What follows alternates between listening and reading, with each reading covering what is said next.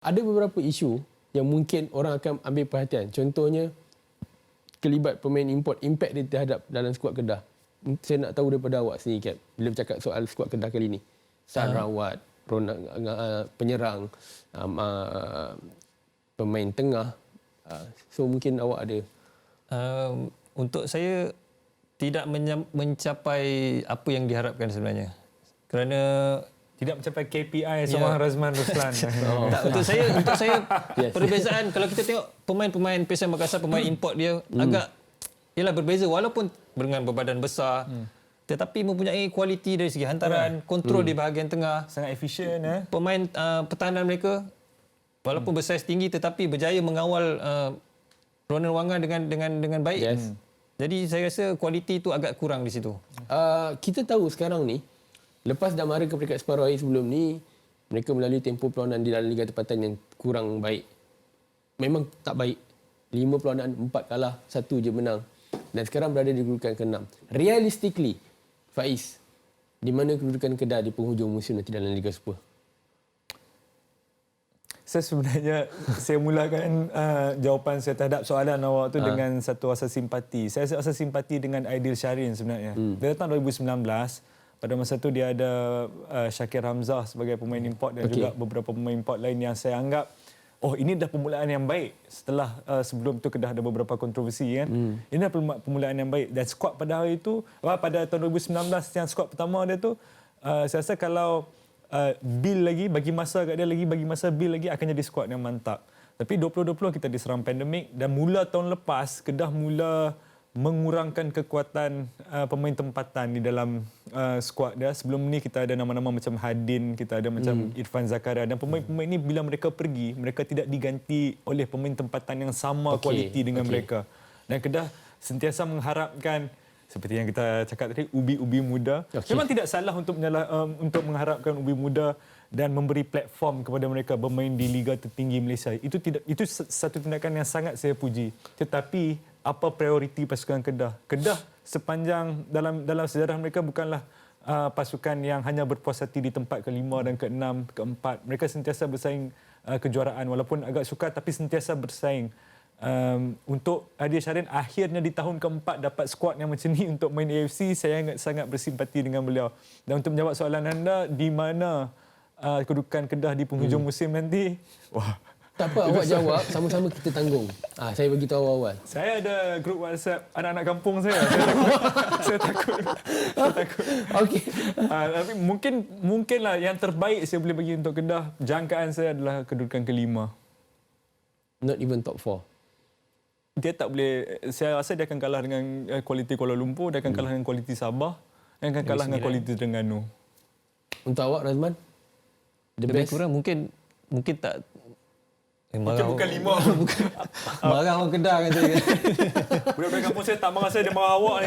Tak apa, saya dah cakap tadi kita tanggung sama-sama, Cap. Tapi terus terang, berdasarkan kualiti. Kalau apa yang dipersembahkan sepanjang 6 game ni mungkin di bawah tempat ke-5. Sebab kita kena ingat bulan Julai dan Ogos 2022 ni adalah bulan hitam bola sepak moden Kedah. Dalam masa 30 hari tewas, tersingkir daripada FA Cup.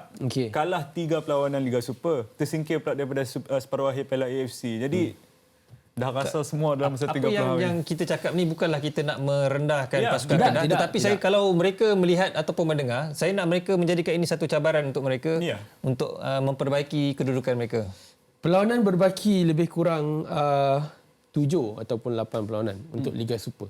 Tempoh masa itu tak panjang. Kita dah melebihi separuh musim dalam Liga Super. Bukanlah panic button, no. Tapi keperluan yang paling tinggi untuk Aidil Syahrin lakukan sekarang daripada kacamata awak, Cap? Untuk nak menukar pemain ataupun menggantikan siapa dah tak boleh.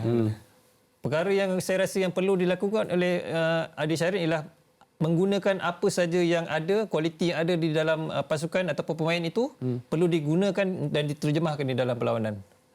Maksudnya tanpa mengambil kira sekiranya dia ni import ataupun tidak. Tak, dia kalau contoh kualiti itu yang dia ada, dia perlu menggunakan sebaik mungkin apa yang kualiti yang dia ada. Faiz? Harapan lebih ni saya bagi peluang ni. saya rasa musim ni kalau nak bagi harapan, asalnya Kedah dah tak akan ada silverware lagi, dah tak akan ada kejuaraan yang Kedah dapat Kedah saingi. Cuma selepas ini saya harapkan Kedah ni akan ada satu saja musim yang clean, pemain daripada awal sampai akhir. Bukannya pemain import yang datang 3 game baru kita nampak dia ni tak boleh main, kita kena tukar window ke depan. Itu bagi saya mengganggu momentum lah. Kita tengok di awal perlawanan pertama Kedah begitu cemerlang sekali dengan Dennis Bushening, dengan pemain import Kante Terengganu. Okey. Dengan dia ada dengan Mark Valles, pemain Andorra ada. Atas kertas dah okey, tapi benda tu bertahan sebulan saja. Dia tak dapat satu squad yang clean daripada awal sampai habis. Kena ada juga yang rombakan di tengah musim. Saya kurang gemar dengan rombakan tengah musim, dan Kedah selalu praktik perkara ini dalam 5-6 musim kebelakangan ini. Saya harap itu tak berlaku lagi. Dan memenangkan esok saya bersorangan dengan dua orang jejaka yang lain. Saya bagi sikit peluang untuk kedua-duanya. Harapan untuk KL esok. 100% saya nak KL layak supaya Malaysia ada wakil di peringkat akhir AFC Cup Zone ini. KL untuk memenangi perlawanan tersebut di Saigon main. Agak suka sebenarnya tapi saya mungkin menjagakan saya sekali lagi untuk Boyan Hodak 2-1. Okey, kita tutup cerita ni sebab esok sebab saya bagi ruang juga sebab Cap dia macam didangguk tadi. Yelah, kita nak KL menang untuk bertemu dengan PS Makassar semula. Okey. Sebelum ni dia 0-0, jadi kita nak lihat di perlawanan akhir mungkin perlawanan yang berbeza, game yang berbeza. Nampak Cap lagi pandai twist daripada saya tu. Dia twist nak tengok final. Awak jangan main-main. Dia throwback terus jauh dia cari balik. Okey, tak apa. Rasanya sampai sini sahaja untuk aksi pertemuan antara PSM Makassar dan juga Kedah untuk hari ini. Dia dah buat yang terbaik, dia dah cuba yang the best apa yang kamu boleh, dan tahniah juga untuk Kedah sampai ke separuh akhir. Tapi sebelum tu terima kasih Razman Roslan sebab ada bersama dengan saya. Terima kasih Faiz Gurun. Saya suka tadi ayat yang ada tadi awak dah cakap sebelum kita tutup. Yang mana satu?